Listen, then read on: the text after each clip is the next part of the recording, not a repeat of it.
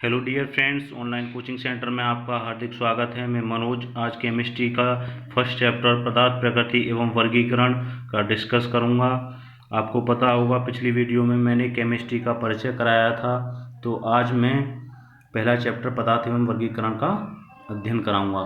तो सबसे पहले हम जानेंगे पदार्थ के बारे में। पदार्थ क्या होता है, पदार्थ को हम परिभाषित करें तो ब्रह्मांड की ऐसी सारी वस्तुएं जिनमें द्रव्यमान तथा आयतन हो, क्या हो, द्रव्यमान तथा आयतन हो, उन्हें पदार्थ कहते हैं। जैसे लोहा, जल, वायु इत्यादि।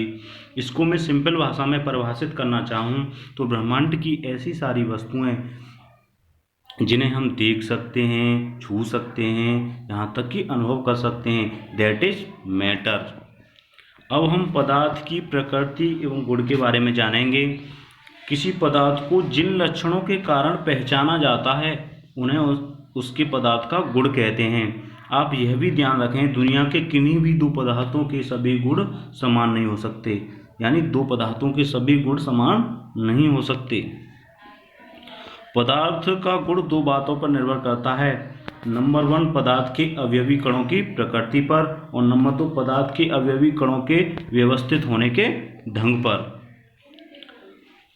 पदार्थ के सभी गुणों को दो वर्गों में विभाजित किया जा सकता है। नंबर 1 भौतिक गुण के आधार पर और नंबर 2 रासायनिक गुण के आधार पर। तो सबसे पहले देखते हैं हम भौतिक गुण के आधार पर। पदार्थ में अपनी भौतिक अवस्था के कारण जो जो गुण पाए जाते हैं उन्हें भौतिक गुण कहते हैं। जैसे रंग, गंध, स्वाद, घनत्व, विशिष्ट घनत्व यानी स्पेसिफिक डेंसिटी, क्वथनांक, द्रवणांक, हिमांक, अपवर्तनांक, घुलनशीलता इत्यादि। अब हम नेक्स्ट देखेंगे रासायनिक गुण के आधार पर। किसी पदार्थ की क्रियाशीलता को बताने वाले गुण को उसका रासायनिक गुण कहते हैं। इससे पदार्थों के क्रियाशील अथवा अक्रिय होने की जानकारी मिलती है। किसकी जानकारी मिलती है? क्रियाशील तथा अक्रिय होने की जानकारी मिलती है। अब हम पदार्थ का वर्गीकरण करेंगे। तो पदार्थ का वर्गीकरण दो प्रकार से होता है, भौतिक गुण के आधार पर और रासायनिक गुण के आधार पर। तो इस आधार पर पदार्थ 3 प्रकार के होते हैं। नंबर 1 ठोस, द्रव और गैस। तो सबसे पहले हम ठोस के बारे में जानेंगे। इसमें आयतन और आकार दोनों निश्चित होते हैं, जैसे पत्थर, लकड़ी इत्यादि। और द्रव के बारे में जाने तो इसमें आयतन निश्चित परंतु आकार अनिश्चित होता है, जैसे पानी, तेल आदि। जैसे कि मैं सिंपल भाषा में समझाऊं तो द्रव को जिस बर्तन में डाला जाता है वह उसी का आकार धारण कर लेता है। जैसे मैंने किसी छोटे बर्तन में द्रव डाला तो वो उसका आकार अलग होगा, जब मैंने किसी बड़े बर्तन में द्रव डाला तो वो उसका आकार अलग होगा। तो इसलिए इसका आयतन तो निश्चित होता है परंतु आकार अनिश्चित होता है। अब हम गैस के बारे में जानें तो गैस, इसमें आयतन तथा आकार दोनों अनिश्चित होते हैं, जैसे ऑक्सीजन, नाइट्रोजन आदि। अब हम ठोस, द्रव, गैस में अंतर करेंगे। तो ठोस पदार्थ, द्रव पदार्थ और गैसीय पदार्थ, मैंने ये 3 कॉलम यहाँ पे बना लिए हैं। तो सबसे पहला पॉइंट होगा ठोस पदार्थ में, इसमें आयतन तथा आकार दोनों निश्चित रहते हैं, जबकि द्रव पदार्थ में इसमें आयतन निश्चित परंतु आकार अनिश्चित रहता है। गैसीय पदार्थ में इसमें आयतन तथा आकार दोनों अनिश्चित होते हैं। नेक्स्ट, इसमें अवयवी कणों के बीच की दूरी काफ़ी कम होती है और इसमें अवयवी कणों के बीच की दूरी ठोस की अपेक्षा अधिक होती है। और गैसीय पदार्थ में इसमें अवयवी कणों के बीच की दूरी काफ़ी कम होती है। नेक्स्ट पॉइंट देखेंगे हम, इसमें अवयवी कणों के बीच का आकर्षण बल काफ़ी अधिक होता है और इसमें इसकी अपेक्षाकृत कम होता है, और इनमें इन दोनों की अपेक्षाकृत इसमें गैसीय में पदार्थ में बहुत कम होता है। अब हम नेक्स्ट पॉइंट देखेंगे, रेखीय गति इसमें नहीं होती है, किसमें? ठोस पदार्थ में। और रेखीय गति कम होती है किसमें? द्रव पदार्थ में। और गैसीय पदार्थ में इसमें अवयवी कणों में रेखीय गति बहुत अधिक होती है। नेक्स्ट पॉइंट, यह सबसे कम ऊर्जावान है, यह ठोस की अपेक्षा अधिक ऊर्जावान है। यह सबसे अधिक ऊर्जावान है, कौन? गैसीय पदार्थ। नेक्स्ट पॉइंट, यह सबसे अधिक स्थायी है, यह इसकी अपेक्षा कम स्थायी है। और यह इन दोनों की अपेक्षा सबसे कम स्थायी है। कौन? गैसीय पदार्थ।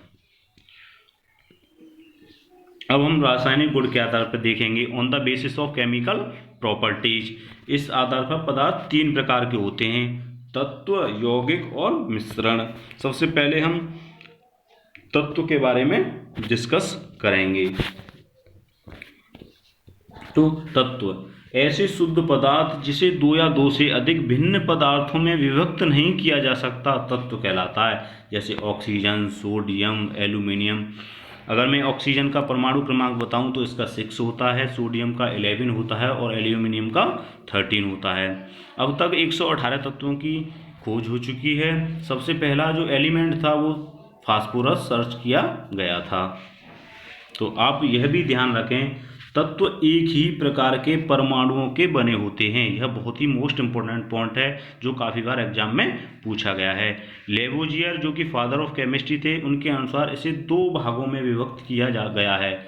नंबर 1 धातु और अधातु, यानी मेटल एंड नॉन मेटल। अब हम धातु और अधातु के बारे में अंतर जानेंगे। तो मैंने अब यहाँ पे धातु और अधातु के 2 कॉलम बना लिए हैं। तो हम धातु और अधातु में अंतर जानेंगे। तो सबसे पहला पॉइंट होगा, धातु के परमाणु की अंतिम कक्षा में प्रायः 1, 2 या 3 इलेक्ट्रॉन होते हैं और अधातु के परमाणु की अंतिम कक्षा में प्राय 4, 5, 6 या 7 इलेक्ट्रॉन होते हैं। जैसे मैंने सोडियम ले लिया, सोडियम का परमाणु क्रमांक होता है 11, तो इसका मैं इलेक्ट्रॉनिक विन्यास करूं तो यह होगा 281।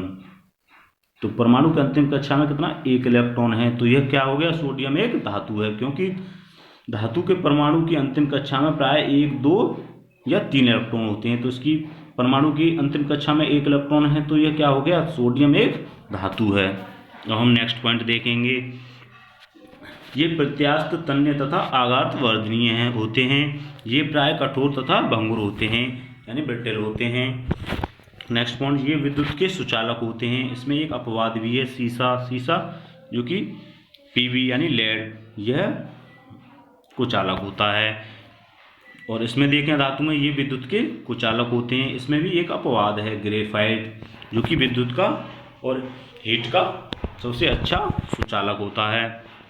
ग्रेफाइट के बारे में हम अन्य पॉइंट भी जानें तो ग्रेफाइट कागज पर काली छाप छोड़ने के कारण इसे पेंसिल में यूज किया जाता है। ग्रेफाइट sp2 प्रसंकरित होता है। इसका जो घनत्व होता है वो 2.25 होता है। इसका उपयोग परमाणु भट्टी में मंदक के रूप में किया जाता है। इसकी परत ढीली होने के कारण इसे स्नेहक के रूप में भी प्रयोग किया जाता है। तो अब नेक्स्ट पॉइंट देखेंगे। इसमें धातुई चमक होती है और इसमें नहीं होती है। ये ठोस अवस्था में पाए जाते हैं। इसमें भी एक अपवाद है, पारा, जो कि एक द्रव अवस्था में पाया जाता है। और अधातु में देखें तो हम ये ठोस या गैसीय अवस्था में पाए जाते हैं। इसमें भी एक अपवाद है, ब्रोमीन, जो कि एक द्रव अवस्था में पाया जाता है, जो कि एक अधातु है। कौन? ब्रोमीन। नेक्स्ट पॉइंट देखेंगे। ये प्रायः अवकारक होते हैं और यह प्रायः ऑक्सीकारक होते हैं। ये इलेक्ट्रॉन त्याग कर धनायन बनाते हैं और ये इलेक्ट्रॉन ग्रहण कर ऋणायन बनाते हैं। कौन? अधातु।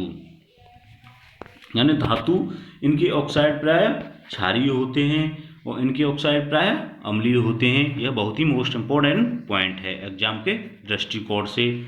नेक्स्ट पॉइंट देखें हम तो यह अम्ल से अवक्रिया कर लवण तथा हाइड्रोजन बनाता है और ये नहीं बनाते हैं। जैसे मैंने जिंक यानी Zn की क्रिया H2SO4 से कराई, तो आगे हमारा बनेगा zinc sulphate ZnSO4 plus H2, यानी लवण तथा हाइड्रोजन बनाते हैं।